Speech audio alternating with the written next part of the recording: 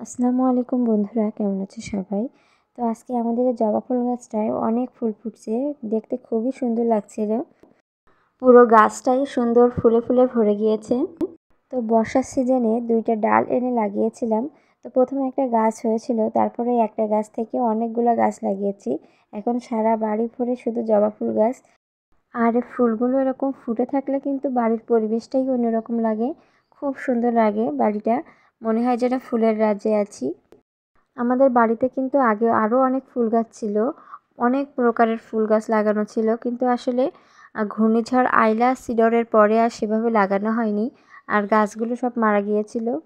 লোনা পানি আসলে গাছপালার জন্য খুবই ক্ষতিকারক। সব ধরনের গাছ আসলে লোনা পানিতে হয় না।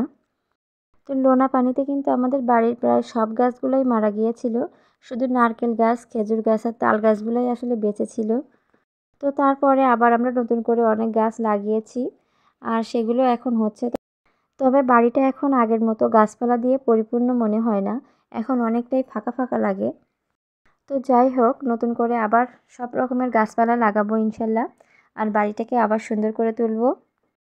তো বিকালবেলা কিন্তু আমাদের বাড়ির পরিবেশটা খুবই সুন্দর থাকে, শান্তশিষ্ট পরিবেশ, আর তেমন সুন্দর বাতাস। তো আজকে উঠানে বসেছিলাম বিকালে।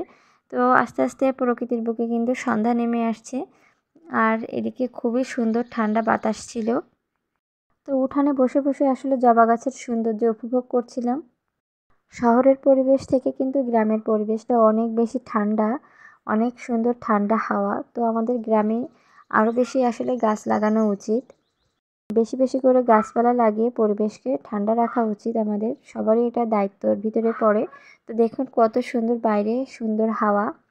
তো সুন্দর এই বিকেলে নিজের বাড়ির উঠানে দাঁড়িয়ে চারপাশটা যেন স্বর্গ বলে মনে হয়। গাছের পাতার রোদে ঝিকিমিকি, হাওয়ায় দুলছে ফুলের ডাল, শান্ত নিরিবিলি এক অনুভব। এটা সত্যিই অসাধারণ। আমার নিজের হাতে লাগানো এই গাছগুলা এখন প্রাণের মতো, প্রতিটা ফুল যেন কথা বলে, প্রতিটা পাতায় লেখা ভালোবাসার গল্প। আমরা সবাই ছুটছি কোথাও না কোথাও, কিন্তু এমন একটা বিকেলে দাঁড়িয়ে কিছুক্ষণ প্রকৃতির সাথে কথা বললেই মনটা কিন্তু হালকা হয়ে যায়। এটাই হয়তো সুখ, ছোট ছোট শান্তি খুঁজে নেওয়া। তো যাই হোক বন্ধুরা, কথা বলতে বলতে কিন্তু সন্ধ্যা নেমে আসছে। তো এই সিঁড়ি দিয়ে ওপরে উঠে কিন্তু আমি এখন প্রকৃতিটাকে আরও সুন্দরভাবে উপভোগ করব। এখান থেকে আসলে অনেক ভালো লাগে সব কিছু, আর বাতাসও লাগে অনেক।